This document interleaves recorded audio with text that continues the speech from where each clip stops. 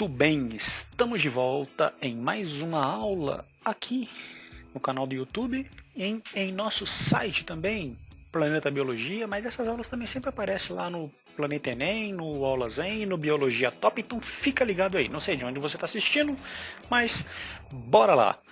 Vamos falar então de nutrientes, né? E se a gente está falando de nutrientes, é lógico que a gente está falando de alimento. Estamos falando dos alimentos, né? Eu sempre fico em dúvida qual que seria o melhor título para dar para as minhas videoaulas. E, bom, é a aula relacionada com os nutrientes, tanto os micro quanto os macronutrientes. E quando a gente fala disso, é lógico que a gente tem que falar dos da alimentação, dos alimentos, né? Porque é lá que os nutrientes estão. É a partir da alimentação que nós adquirimos os nutrientes. E quem seriam eles? Calma aí que nós já vamos ver. Bom, como eu falei, né, os nutrientes eles estão presentes nos alimentos, né? Os alimentos fornecem energia para todas as atividades diárias. Olha uma palavra importante quando a gente está falando em alimentação, energia. Só energia? Uma pergunta aí, você saberia dizer quais os principais tipos de nutrientes? Quem são os nutrientes que a gente está falando? Aquela pergunta que eu já fiz logo no slide anterior. Você sabe quais são as funções que cada nutriente realiza? Olhando aqui, você conseguiria dizer quais são os nutrientes que, por exemplo, o coco, ou então uma carne vermelha, ou então uma berinjela, quais são os principais nutrientes que eles carregam? Só uma dica aí, né? Quando a gente fala, a manga tem vitamina não sei o que, a manga tem a vitamina sei lá na quanta, tem proteína, tem carboidrato. Eita, rapaz, tô falando algo dos nutrientes já. Quando a gente diz isso, é óbvio que uma manga, ela possui todos os nutrientes, todos os tipos de nutrientes. Acontece que ela é rica ou pobre em mais um tipo de nutriente, ou mais de um, né? Do que outros. A manga pode ser, por exemplo, bem rica em vitamina C e pobre em cálcio, certo? O leite pode ter outra relação. Bom, para que os alimentos servem, né? Qual que é a função? Mesma coisa que dizer, a função dos alimentos, para que servem os alimentos? Bom, eles são matéria-prima para o crescimento, para a renovação do nosso organismo, beleza? Eles fornecem energia para que eu possa estar falando, para que você possa estar ouvindo. Se você está ouvindo aí essa aula, maluco, mano, você está gastando energia. Se sua mãe disser para você, meu filho, você não faz nada, isso é mentira, porque até dormindo você gasta energia, certo? Em nível celular você está gastando energia o tempo todo. Bom, outra função do alimento é a regulação de diversas funções do organismo, como a manutenção da temperatura. Sim, se você agora está aí quentinho, bem gostoso, certo? Com a temperatura de 36 graus e meio, isso se deve à regulação, à capacidade do seu organismo regular sua temperatura, seu homeotermo, certo? Mas essa energia, para que você se mantenha, para que você tenha essa homeostase, vem dos alimentos. Bom, a energia dos alimentos pode ser medida em calorias, certo? Então essa palavra é bem importante. Caloria nada mais é do que uma medida, né? E uma medida comum para medir a quantidade de energia presente nos alimentos, né? No entanto, costumo usar uma unidade de medida chamada quilocaloria. Esse K aqui significa 1000, certo? Todo K, né, vai significar 1000. Então, se você tem quilocaloria, significa que são 1000 calorias, né? Se eu tirar o K aqui, uma quilocaloria é igual a 1000 calorias. 1 quilograma é igual, tira o K, né? 1000 gramas, beleza? Então aqui, né, como eu já disse, olha lá, uma quilocaloria, uma quilocaloria é igual a 1000 calorias, né? Então 1 vezes 1000 dá 1000 calorias, beleza? Conceito importante aí, é bom você guardar, ok? De quantas calorias uma pessoa precisa por dia? Já vou logo dizendo que isso é relativo, beleza? Isso é relacionado ao tamanho da pessoa, ao nível de desenvolvimento, se é criança, se é adulto. Vamos considerar sempre aqui o adulto, beleza? Pra gente, porque isso é variável, né? Na criança é uma coisa, no adolescente é outra, e também dependendo da atividade física. Vamos supor aí que você é um medalhista olímpico de natação, né? E aí vai comparar aí com seu amigo que é um medalhista olímpico de PlayStation. Então é óbvio que a quantidade de caloria vai ser, a necessidade calórica de cada um vai ser diferente.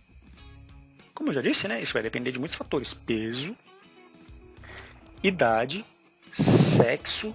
Sim, o sexo também influencia. A quantidade de energia gasta por dia, como eu já disse. Se você comparar o medalhista olímpico com o medalhista de PlayStation, vai ser diferente a necessidade calórica de cada um.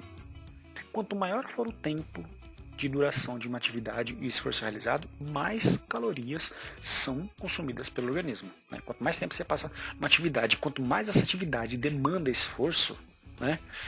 Se você pratica aí uma grande atividade, como levantar o garfo, ou no celular você passar de um aplicativo para outro, isso é uma atividade, né, que vai gastar energia. Agora, se você está lá pegando peso, subindo caixa de areia, carregando 50 kg de cimento, é outra quantidade, é um outro esforço, né? Qual dos dois aí tem mais esforço? Qual dos dois gasta mais energia? Essa pergunta deixa para os universitários responderem. Bom, vamos lá, ó. Isso aqui também é uma média, não significa, né, mas dá uma piada, beleza? Se você fica sentado, você gasta 20 quilocalorias a cada 10 minutos. Olha isso, mano, você gasta 20 calorias só ficando ali sentado, meu velho. Andar de boas na Lagoas, né, na velocidade de 4,5 km por hora, velocidade normal, né? Você vai gastar 30 quilocalorias em 10 minutos. Andar rápido, você vai gastar 50 quilocalorias. Nadar, 80. Jogar bola, isso aqui é meu preferido, beleza? Meu preferido. 90 quilocalorias. Pedalar, 80 quilocalorias. E correr, né? 100 quilocalorias. Isso é uma média, isso é variável, isso não é igual para todos, ok? Não é igual para todos. Imagina assim uma pessoa com... Vai lá, uma pessoa com 100 quilos e uma pessoa com 60 quilos. Então essas duas pessoas correm 10 minutos. É óbvio que a pessoa que tem 100 quilos vai gastar mais caloria, porque ela tem mais peso, ela tem mais esforço, ela está carregando a si própria, que pesa 60 quilos, enquanto a pessoa que pesa 60, ela está carregando a si própria, que pesa 60 quilos, gasta menos caloria. Beleza, então isso é importante, essa lógica, esse raciocínio lógico aí é importante. Celton. Cada alimento é formado por várias substâncias químicas. E aí aqui a gente está entrando mesmo aí no campo dos nutrientes, ou nos tipos de nutrientes, lá nos macro e micronutrientes. Olha lá que lindo, cara. Mano, se você faz nutrição, se você faz biológicas, se você faz educação física, você tem que saber desses danadinhos aqui, ó.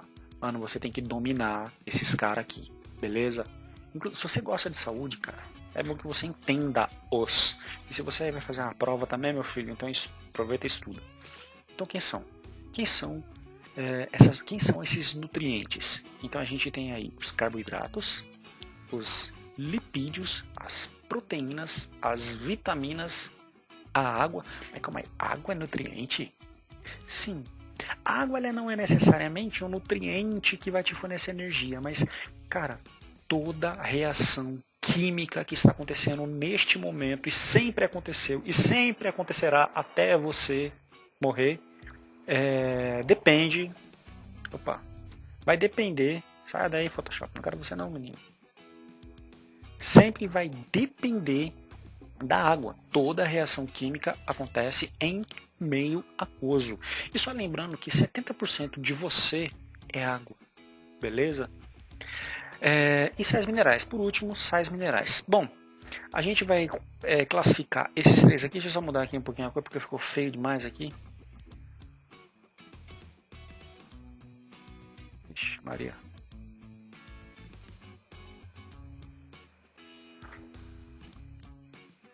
Bom, aí estamos chegando à parte dos nutrientes mesmo, né? Cada alimento é formado por vários tipos de substâncias químicas.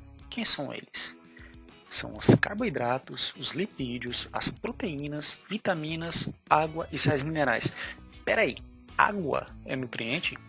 Sim, ela não é um nutriente no sentido de ela te fornecer energia, de agir como uma proteína, como uma vitamina ou como um carboidrato, né? Mas toda a reação química, tudo que acontece em seu corpo acontece em meio aquoso. Basta lembrar que você é feito de 70%, em média também, aproximadamente 70% do seu corpo, do peso do seu corpo, é água, certo? A maior parte de suas células, de cada uma das suas células, é composta por água. Aí a gente vai dividir aqui, beleza? A gente tem aqui os macronutrientes. Aqui a gente chama isso aqui de micronutrientes. E as vitaminas, elas são um tipo especial de nutrientes, porque ela, na verdade, ela pode ser um desses três, tanto carboidrato, um lipídio e a proteína. Só que ela não é produzida por nosso organismo. Nosso organismo não tem a capacidade de produzir, né? Não é produzida em nosso organismo, né? Ao contrário dos carboidratos, lipídios, proteínas, os sais minerais também, eles não são produzidos, né? Conforme a gente ingere, a gente pode conseguir carboidrato da alimentação também, certo? Como o sódio, por exemplo, a gente pode conseguir ele de várias maneiras, como o nitrogênio também a gente pode conseguir ele de várias maneiras. Beleza? Bom, nenhum alimento contém todos os nutrientes que nós precisamos. E é por isso que devemos manter uma dieta variada e equilibrada, sempre associada a atividades físicas regulares, né? Isso aqui é lógico, é o ideal, né? Isso aqui seria um cuidado bem importante. Se você consegue manter uma dieta mais diversificada, a chance de você ser mais bem construído, em relação à saúde mesmo, é muito melhor. Já que nós somos feitos disso, ó, carboidrato, lipídios, proteínas, vitaminas, água e sais minerais. Da onde vem? De nossa nutrição, de nossa alimentação. Então, se você tem carboidratos de má qualidade, lipídios de má qualidade, proteínas de má qualidade, você terá um corpo também de má qualidade. Não estou falando bonito, né? Não no sentido estético, mas no sentido de saúde mesmo. Beleza? Bom, o alimento, esse processo digestório, né? Que ele é transformado cada vez em partes menores, a ponto de poder entrar na circulação sanguínea e chegar em todas as células do corpo. Isso se chama digestão, certo? Essa é a função da digestão. Pegar aquele pedação de batata que tu come, aquela batata grande lá pra caramba que tu come, e aí quando tu comer, ela vai ficando cada vez menorzinha, cada vez menorzinha, cada vez menorzinha, até ficar um tamanho molecular, né? Com capacidade de entrar tanto no sangue quanto nas células. A energia dos alimentos é liberada no interior das células, né, por meio de um processo chamado respiração aeróbica. É lógico que existe um processo também chamado respiração anaeróbica, certo? Mas a maior parte da energia que nós obtemos é de respiração aeróbica. Eu já falei disso em outras aulas, lá em respiração celular. Também já falei um pouquinho de ATP, enfim, não vou repetir esse assunto. A energia, na respiração aeróbica, né, a gente obtém energia principalmente através da glicose, certo? Que é um carboidrato, é um açúcar, né? Mais o oxigênio, a gente vai conseguir em uma reação moléculas de energia, certo? Que você lembra aí qual que é? Estou escrevendo. Olha o nomezinho da molécula. O ATP, ou adenosina trifosfato, um bom nome para você dar para um filho quando você tiver um próximo filho. Seria interessante que você desse o nome de adenosina trifosfato, né? Principalmente se fosse menina. Seria bem legal. Nome bonito. Me chama aí para batizado que eu não vou. E aí, como resultado, o gás carbônico e água, certo? Então, dessa reação a gente tem essa transformação, esses produtos. Bom, os carboidratos, né, são tipo de nutrientes, também são chamados de glicídios ou açúcares. E a sua principal função é dar energia ao organismo. Eu digo principal, mas não única, certo? 1 grama de carboidrato possui aí aproximadamente 4 quilocalorias de energia. Então aqui a gente vê fontes de carboidrato, como pão, os doces, né?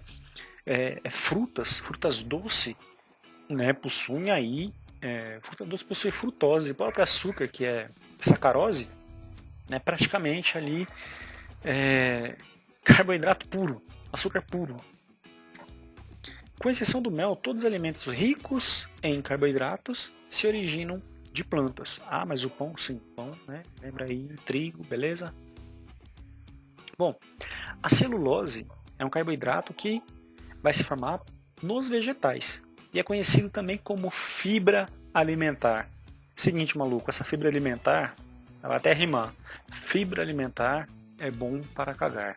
Se você é novinho, novinha aí, talvez é bem possível que você não tenha essa dificuldade, mas mano, calma que a idade vai chegar, a idade vai te alcançar e conforme a idade vai passando, o intestino vai mudando o seu funcionamento e aquele ato que era tão fácil, né, que você fazia aquela obra, aquela arte, você era um artista com desempenho fantástico, né, a sua produção vai, aquela arte já não é tão mais fácil, já não é mais tão inspirada. A fibra alimentar aí é presente, né, presente em frutas, legumes, em folhas, no pão integral, são alimentos ricos em fibra. A fibra alimentar, a celulose, ok? Ela não é digerida, né, mas ela ajuda no processo de digestão, ok? Facilitando a formação e a condução, o andamento do bolo fecal até chegar no momento de inspiração máxima e o nascimento da obra.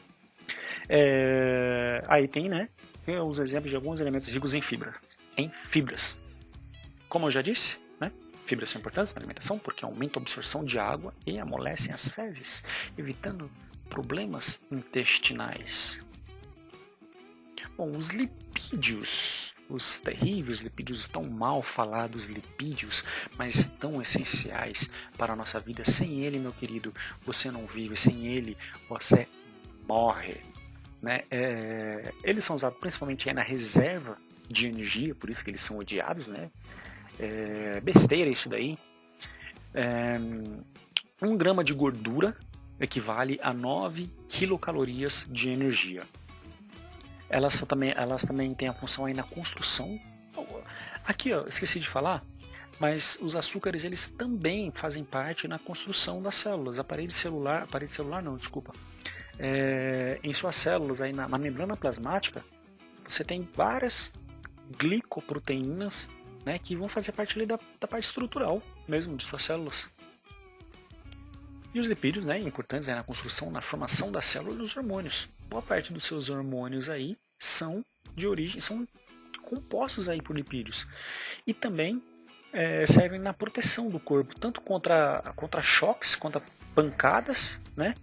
E variação de temperatura, assim, aquela gordurinha faz com que a variação de temperatura, tanto para o frio quanto calor, seja menos sentida.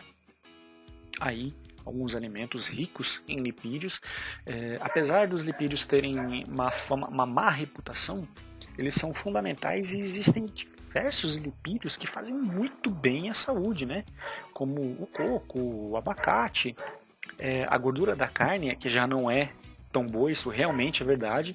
Ela pode formar um mau colesterol, alguns tipos de óleo também podem formar um mau colesterol, mas existem diversas fontes de lipídios de extrema qualidade. Você já deve ter ouvido falar aí de um lipídio que está na moda agora, que se chama ômega 3. Bom, o ômega 3 nada mais é que um lipídio. O consumo excessivo de lipídios pode resultar em acúmulo de gordura no organismo e ser prejudicial pela saúde. Não só de lipídio, mas de carboidrato também, viu? O excesso do consumo de carboidrato também é prejudicial à saúde. As proteínas, as famosas, o patinho bonito aí dos nutrientes, né? As queridinhas, as famosinhas aí dos nutrientes, as proteínas. Mas por que elas são tão importantes? E pior que elas são importantes mesmo, meu querido. Só para você ter uma ideia aí da importância das proteínas, você já ouviu falar no DNA, né? O código genético, projeto genoma, né? Para você ter uma ideia, o DNA, para que serve o DNA? O DNA guarda informação de como são construídas as proteínas. Cada gene, com certeza você já falou muito essa palavra, cada gene é um trecho do DNA responsável pela construção de um tipo de proteína. Então só por aí tu viu como as proteínas são importantes, não dizendo que os carboidratos não são, nem os lipídios, né? Porque não é bem verdade, mas talvez seja por isso aí que as proteínas têm todo esse queridinho aí dos nutrientes. A principal função é a construção do corpo. Inclusive eu fiz uma aula aí, certo, só falando sobre a função, a importância das proteínas, né? A função biológica das proteínas, o que elas fazem no corpo, quais são suas diversas finalidades, o que elas tanto realizam, certo? Tem uma aula só para isso. Olha só, elas são responsáveis pela formação dos anticorpos no corpo, até porque os anticorpos são formados por proteínas, né? E muitos hormônios também formados por proteínas. Uma parte dos hormônios são proteínas associadas a lipídios, né? Então os dois lá, como o colesterol, por exemplo. O colesterol é uma lipoproteína. Tem também um papel fundamental em todas as reações e transformações químicas do organismo. São as enzimas. As enzimas, elas que promovem reações, elas quebram, elas juntam, elas fazem a catálise, elas aceleram reações químicas. E proteínas são formadas por união de partes menores, moléculas chamadas de aminoácidos. Então, vários aminoácidos ligados entre si, diferentes tipos de aminoácidos e com uma variação também na forma em como eles se ligam, certo? A proteína tem a ver com quais são os aminoácidos, a quantidade de aminoácidos e como eles estão ligados. Isso vai formar uma proteína. Cada bolinha dessa aqui representa aí um aminoácido, beleza? Cada proteína dessa aqui, cada bolinha dessa representa um aminoácido e o conjunto delas, certo? A partir de um número, né? Se ela eu teria que desenhar bem mais aqui, formam as proteínas. Aí, de novo, uma representação, né? Cada bolinha dessa daqui, ó, é um aminoácido diferente, certo? Então, o círculo, o triângulo, o quadrado, o hexágono, aula de matemática agora, formam aí, então, um tipo de aminoácido. Então, a combinação entre eles vão representar diferentes tipos de proteína, como por exemplo a queratina, que é uma proteína comum no cabelo, na unha, no casco de animais, né, da durezas. A hemoglobina, que é uma molécula muito parecida com a clorofila, já falei isso em uma aula aqui também. A hemoglobina é muito parecida com a clorofila, ela está dentro aí das nossas hemácias e elas são responsáveis pelo transporte de oxigênio e gás carbônico, né, pelo transporte de gases, né, em nosso organismo. Também um trecho da miosina, a parceira da actina. Não precisa decorar esses nomes, né, mas é interessante saber. A miosina é responsável, junto com uma outra proteína chamada actina, pela contração das fibras musculares, ou seja, pela realização do movimento de nossas fibras musculares. Na natureza existem 20 tipos de aminoácidos, certo? Existem os aminoácidos essenciais, né, que a gente adquire ele através da alimentação. E os alimentos de origem animal são, em geral, a fonte completa de proteínas, com todos os aminoácidos. Um pedaço de carne costuma conter aí todos, a carne vermelha costuma conter todos os aminoácidos. Mas eu vou falar uma curiosidade para vocês, né? Antes aqui, né? Uma combinação de alimentos vegetais pode suprir boa parte de nossas necessidades proteicas. Você sabe por que o arroz com feijão é considerado uma combinação perfeita? Porque o arroz e o feijão, os dois juntos, ele contém todos os aminoácidos essenciais. Só o arroz com feijão, ele possui todos, né? Por isso que é uma excelente combinação, certo? Bom, as vitaminas, também outra famosa, outra queridinha, né? Mas o que são vitaminas? Elas são diferentes de proteínas? O que elas são? Bom, falando da função delas, né? Elas controlam ou regulam várias das atividades de nossas células, né? Ou seja, várias funções do nosso corpo. Como, por exemplo, a vitamina A, que é uma molécula chamada retinol, a gente chama de vitamina A para facilitar. Retinol, se eu ouvir falar em retinol, é a vitamina A, é o nome científico dela, entre aspas, científico. Mantém os tecidos epiteliais saudáveis, favorece a saúde da visão, né, encontrada no leite, no ovo, derivados de leite, na carne vermelha, na manteiga. Eu também já fiz uma aula aí só sobre isso, só sobre vitaminas, viu? Dá uma olhada lá. Os organismos podem fabricar a vitamina A, não pode fabricar a vitamina A. Desculpa, não pode fabricar o beta-caroteno. Mas se a gente ingerir o beta-caroteno, então aí a gente é capaz da junção do beta-caroteno, ok? Formar a vitamina A. Né? O beta-caroteno é o precursor da vitamina A. Só que o beta-caroteno tem que vir da alimentação, porque nós não somos capazes de produzir. Aí outras fontes aí de beta-caroteno, beleza? Como a couve. A couve aí vem sendo estudada e vem sendo considerada como superalimento. Aí no prato de tanta gente, e a couve é considerada um superalimento. Não só porque ela é rica em vitamina A, mas como ela é rica em vários tipos de nutrientes. Beleza? Vitaminas do complexo B, são várias as vitaminas do complexo B. Hein? Elas agem em muitas reações químicas, principalmente no processo de respiração celular. Né? Então a gente tem aí fontes de vitamina B1, amendoim, pão integral, carne vermelha, aí de novo a couve, a benedita da couve aí, certo? Pão, espinafre, novamente aí a niacina, como carne de frango, carne de peixe.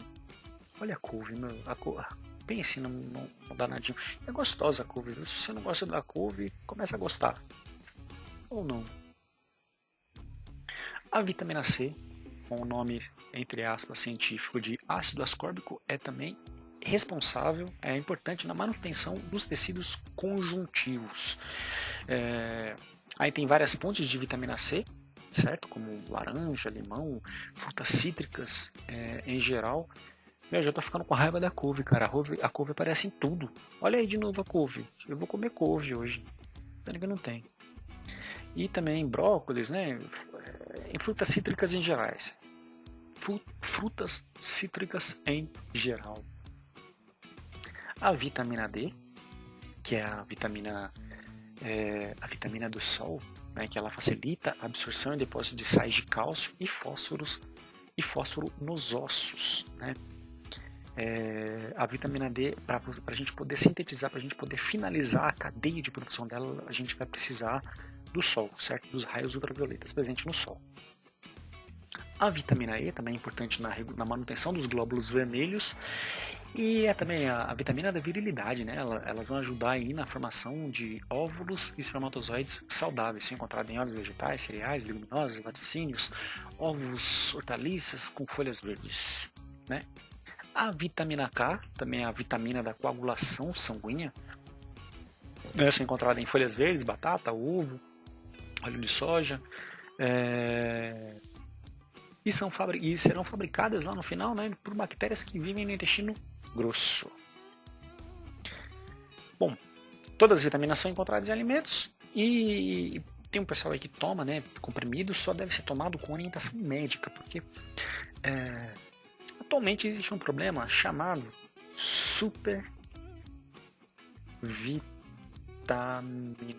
vitaminose. E, cara, isso é mais comum do que se imagina.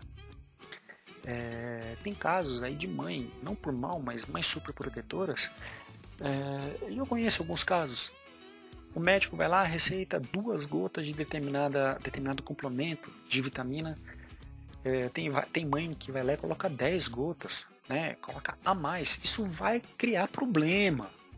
Isso vai dar problema, porque o excesso de vitamina ela começa a intoxicar, desregula o organismo, pode criar vários tipos de problema, entre eles a obesidade, né? Um crescimento acima do normal e vários outros problemas que às vezes nem acontece no momento que se toma vitamina. Isso pode vir no futuro, vários anos depois. Então, tomar vitamina por conta própria é bem perigoso, certo? É bem perigoso porque pode criar vários males, né? Então, é importante você ter um acompanhamento especializado para saber se você deve ou não tomar vitamina. Se você tem uma alimentação saudável, você já está tendo acesso a todas essas vitaminas. se você acha que precisa de um suplemento, então busque orientação, porque vitamina, ela só tem esse nome vitamina na quantidade certa. Se você tem uma quantidade acima, ela passa a ser um veneno.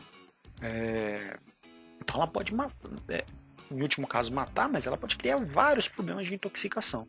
Beleza? A água, talvez o principal deles, né?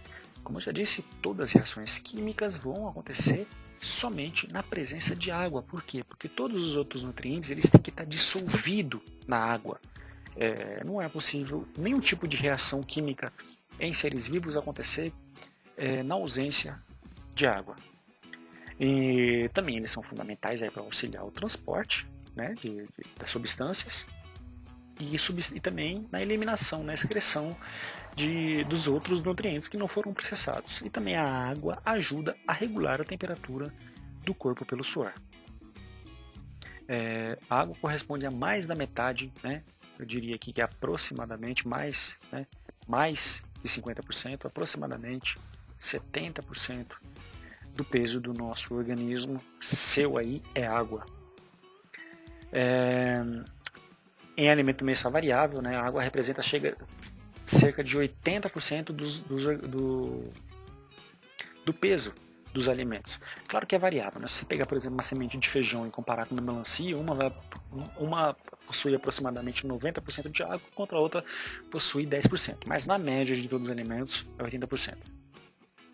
Bom, nosso organismo também representa de pequenas doses de sais minerais. Quem seriam sais minerais? O cálcio e o fósforo, né? Que são fundamentais na formação de ossos, dentes e atuam no funcionamento de nervos, músculos e são encontrados nos alimentos abaixo. O fósforo também é encontrado no ATP, por isso que chama adenosina fosfato, P de fósforo, né, em latim, significa fósforo. Também encontrada no DNA, então olha aí, ó, como o fósforo é importante, certo? Ele é importante não só na regulação do que entra e sai em nossas células, como elas também são importantes na estrutura do DNA e do ATP, onde a gente pode encontrar esses sais minerais, certo? Leites, derivados, brócolis, espinafre, ovo, o ferro. O ferro ele é fundamental para uma proteína chamada hemoglobina, como eu já havia dito anteriormente. A hemoglobina ela vai carregar oxigênio.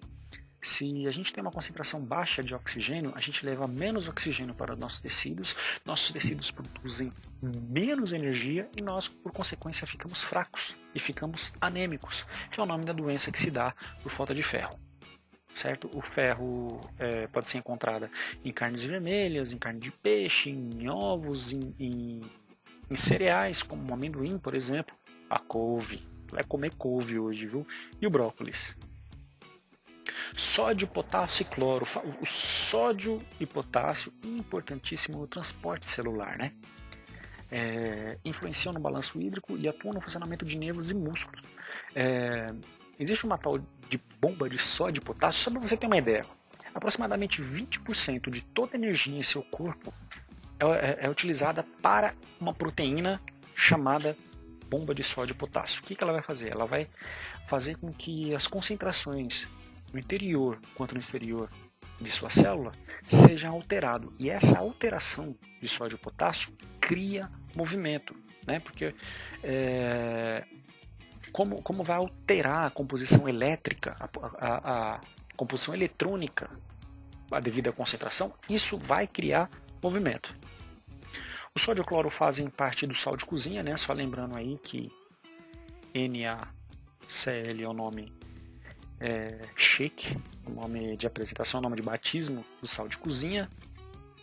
E o potássio é encontrado nos seguintes alimentos: couve, coma couve. Couve faz bem, couve é danado, rapaz. Couve possui um tanto de nutriente aí, pense no alimentozinho, viu? Em cereais, tô na dúvida se isso aqui é espinafre ou é rúcula, mas parece espinafre. Cenoura, né? Tubérculos, né? Em geral, tubérculos avermelhados, brócolis. O iodo o iodo também é bem importante para alguma das atividades, né? Ele faz parte dos hormônios que são produzidos pela tireoide, que vão aí ser responsáveis pela produção de energia e o crescimento do corpo.